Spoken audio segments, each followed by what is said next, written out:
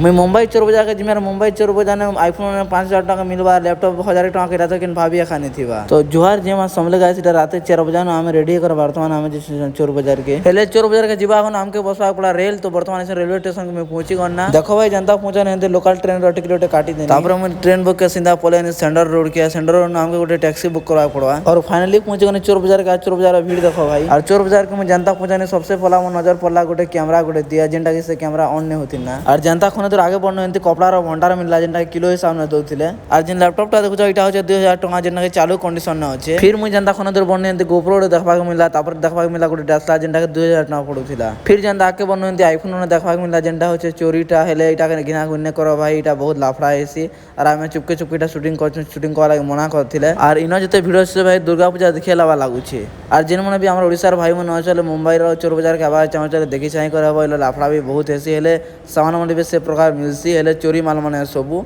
देखि चाहे सब जिनिस गिनबो इन सब जिनिस मिलवा हेले देखि चाहे करी जेनटा कि जानो सब चोरी माल है और भाई काना कमी हर जिनिस मिलसी लगे